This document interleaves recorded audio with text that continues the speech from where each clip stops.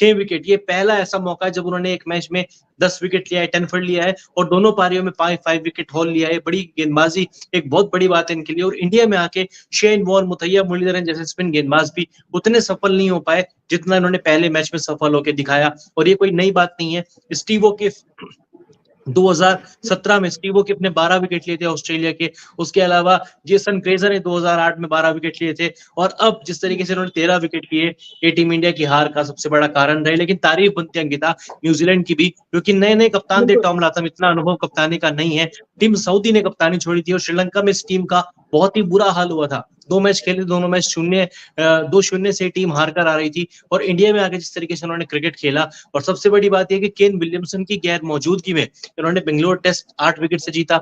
और ये वाला मैच भी 113 रन से जीता है ना। बिल्कुल बिल्कुल 113 रन। हाँ, ये वाला मैच 113 रन से जीता है। केन विलियमसन की गैर मौजूदगी में ये सीरीज जीत कर दिखाया है कि टेस्ट मैच जीतने के लिए आपको बड़े नाम की जरूरत नहीं है। टेस्ट मैच जीतने के लिए आपको बस 20 विकेट लेने हैं। और दोनों मैचों में न्यूजीलैंड ने ये करके दिखाया। हमारे पास अश्विन थे, जड्डू थे, वॉशिंगटन सुंदर थे, कुलदीप यादव थे, अक्षर पटेल थे। लेकिन हमने शायद एक बार फिर से पिच को पढ़ने में गलती की। 19 नवंबर की तरह 26 अक्टूबर भी भारतीय क्रिकेट इतिहास में एक काला दिन बनकर सामने आया है। बिल्कुल काला दिन बनकर सामने आएगा। कप्तान साहब पर क्या कहेंगे, क्योंकि कप्तान साहब का दोनों इनिंग में बल्ला नहीं चल पाया।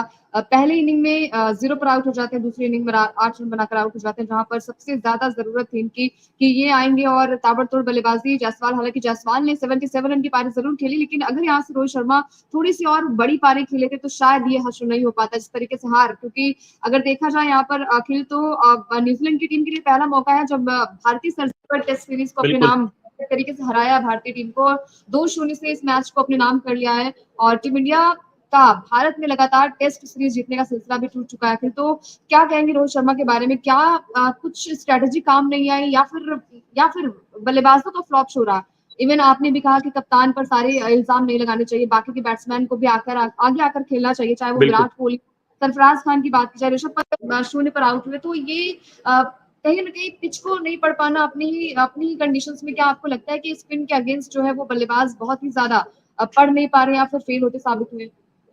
और ये कोई नया मौका नहीं, पिछले 3-4 सालों से हम लगातार स्ट्रगल कर रहे हैं स्पिन के अगेंस्ट। हालांकि उनमें 2-3 नाम ही होते थे। श्रेयस अय्यर का नाम था, केएल राहुल का था, विराट कोहली का था, जो कि स्पिन को अच्छा नहीं खेल पा रहे थे। रोहित का फिर भी परफॉर्मेंस ठीक ठाक था। लेकिन विराट कोहली की आपके स्क्रीन पर आप देख रहे हैं 40 गेंदें खेली, 17 रन, 42 का स्ट्राइक रेट, 2 चौके। बीच में जब लगता है कि कोहली पारी को बना रहे हैं, मोमेंटम हासिल कर रहे हैं, तभी एक अच्छी गेंद आती है, विराट कोहली का विकेट ले जाती है। कल ही विराट कोहली जिस तरीके से आउट हुए थे, 9 गेंदें खेली, 1 रन पे आउट हुए दोनों पारियों में। मिचेल सेंटर ने उनको अपना शिकार बनाया। लो फुल टॉस बॉल थी। फुल टॉस बॉल पे बहुत रेयरली ऐसा देखा जाता है कि कोई बल्लेबाज, वो भी दिग्गज बल्लेबाज जिसके नाम पर इंटरनेशनल क्रिकेट में सबसे तेज 20,000 रन बनाने का वर्ल्ड रिकॉर्ड है, वो फुल टॉस बॉल पे आउट हो रहा है। ये अपने आप में अपने फैंस को विराट कोहली ने लेट डाउन किया था, रोहित शर्मा ने लेट डाउन किया।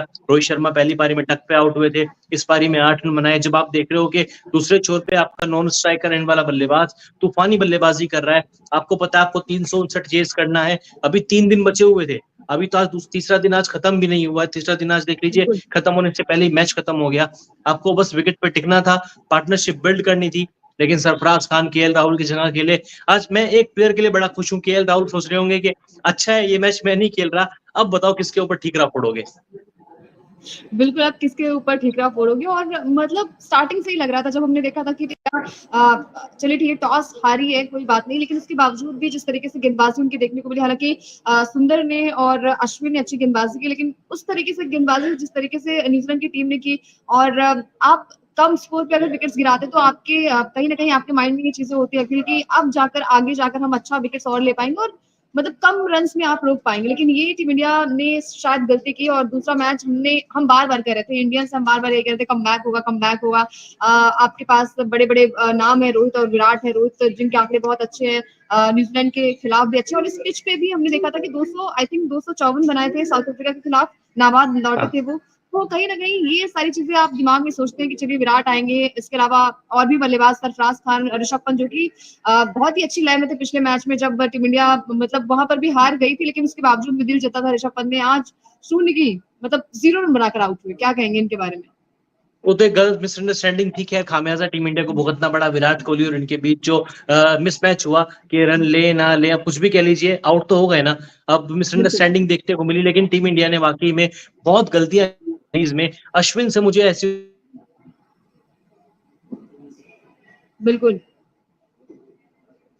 सीरीज होती थी, अंकिता हम हमेशा कहते थे कि अश्विन है वो प्लेयर ऑफ द सीरीज रहेंगे। अश्विन अगर 3 मैच खेले, 2 मैचों में कम से कम मैन ऑफ द मैच होंगे, लेकिन इन दोनों मैचों में अश्विन एकदम बेअसर नजर आए हैं। और ये कहीं ना कहीं एक हिंट भी बीसीसीआई ने दिया है, सिलेक्शन कम्युनिटी ने दिया है, हेड कोच गंभीर और कैप्टन रोहित शर्मा ने दिया है कि अब अश्विन से आगे आपको सोचना पड़ेगा। अब वक्त आ चुका है वॉशिंगटन सुंदर को आजमाने का।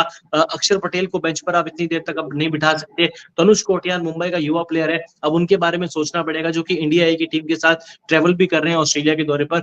अश्विन का विकल्प तलाशने का अब वक्त आ चुका है, क्योंकि एक एज फैक्टर भी कहीं ना कहीं मैटर करता है और बहुत सालों से क्रिकेट खेल रहे हैं। इन 2 मैचों में अश्विन पूरी तरीके से बेअसर नजर आए हैं। पहली पारी में 3 विकेट जरूर थे, लेकिन अगर आप उनका इकॉनमी देखेंगे, उनके रन देखेंगे, तो बिल्कुल भी असरदार गेंदबाजी अश्विन के नाम के अकॉर्डिंग उन्होंने गेंदबाजी नहीं की है। वॉशिंगटन सुंदर, इनसे बल्लेबाजी में उम्मीद थी। और अभी हाल ही में जब इनका टीम इंडिया में सिलेक्शन हुआ था, तो ये तमिलनाडु के लिए खेल रहे थे, दिल्ली के लिए। दिल्ली के खिलाफ इन्होंने नंबर 3 पर 152 रनों की पारी खेली थी। उसके बाद प्रेस कॉन्फ्रेंस में इनका एक स्टेटमेंट आता है कि मैं खुद को एक टॉप ऑर्डर बल्लेबाज के रूप में भी तैयार कर रहा हूं। हालांकि इस मैच में बतौर गेंदबाज अच्छा किया, लेकिन बतौर बल्लेबाज दोनों पारियों में फ्लॉप रहे। 21 बनाए, 47 गेंदें खेली। अगर थोड़ा सा टिक जाते, पार्टनरशिप बना लेते, तो क्या पता रिजल्ट हमारे फेवर में आता। हालांकि तीसरा दिन इंडिया को खेलना चाहिए था। रिजल्ट मैच का जो भी होता, आज का दिन इंडिया को सर्वाइव करना चाहिए था। बिल्कुल, आज के दिन सर्वाइव करना चाहिए था। और एक वक्त लगा था जब आकाशदीप आए थे और बार-बार स्ट्राइक जो है वो जड्डू को दे रहे थे, तो आप मतलब एक वक्त लग रहा था कि शायद पार्टनरशिप थोड़ी-सी बिल्ड हो जाएगी और ऐसे ही अगर चलता है तो शायद आज का दिन खत्म हो जाएगा और कल जो नई शुरुआत होगी टीम इंडिया के लिए। लेकिन फिर भी दिमाग में ये चीज़ें थी कि सेंटनर आएँगे, इसके अलावा एजाज को वहाँ पर मतलब कप्तान ने जो बॉलिंग कराई, आपके हिसाब से लगता है कि क्या वही एक तरीके से टर्निंग पॉइंट था? क्योंकि जब वो आए, एजाज आए, तो वहाँ पर विकेट मिली आकाशदीप की और फिर आकाशदीप ने ही आउट किया जड्डू को भी। कह सकते हो वो टर्निंग पॉइंट पे था, क्योंकि जानते थे एक नया गेंदबाज आएगा, नई सोच लेकर आएगा, क्योंकि वो लगातार एक ही स्पेल खेल रहे थे सेंडर का बिल्कुल। और ग्लेन फिलिप का। ऐसे में एक नया गेंदबाज आ जाए जिनके पास उनकी टीम का प्राइम बॉलर है। मिचेल सेंडर से ज्यादा प्राइम बॉलर उनके एजाज पटेल है, और उन्होंने भी काम करके दिखाया। हल्की सी पार्टनरशिप बन की थी, हल्की सी उम्मीद जगी थी कि क्या पता जड्डू इस मैच को टर्न ओवर कर दे, कुछ अलग देखने को मिले। लेकिन ठीक है, रन उतने नहीं थे, लेकिन हमारे हाथ में विकेट नहीं थे। इस मैच का टर्निंग पॉइंट वही था जब शुभमन गिल आउट हुए, ऋषभ पंत आउट हुए। वहां पर अगर एक छोटी छोटी पार्टनरशिप बनती, तो इंडिया ये मैच जीत सकता था। पार्टनरशिप की जरूरत होती है टेस्ट क्रिकेट में मैच जीतने के लिए, स्पेशली जब आप एक बड़े स्कोर का पीछा कर रहे होते हैं। आपको चाहिए कि आपके टॉप ऑर्डर के बल्लेबाज अच्छी बल्लेबाजी करके दें, अच्छी शुरुआत आपको दें। लेकिन सभी ने निराश किया। एक यशस्वी जायसवाल अकेले फाइट करते हुए नजर आए, लेकिन वो भी बड़ी पारी नहीं खेल पाए। रिजल्ट हमारे सामने है। 12 साल का इतिहास जो चला आ रहा था, उस पर आज ब्रेक लग चुका है, और सब कुछ गौतम गंभीर के कोच बनने के बाद ही हो रहा है। मतलब जब से गंभीर कोच बने, हम श्रीलंका में सीरीज हार गए, जहां पे हम कभी हारे ही नहीं थे। मतलब लंबे साल से मुझे याद भी नहीं आता। मैं कभी बच्चा हुआ करता था शायद, जब श्रीलंका से वनडे सीरीज हारे थे। अब देख लीजिए, गंभीर की कोचिंग में हम अपने घर में हार गए। मतलब जब मैं कॉलेज में था, जब आखिरी बार इंडिया हारा था इंग्लैंड से 2012 में। अब देख लीजिए, मतलब क्या क्या हो रहा है गंभीर की कोचिंग में।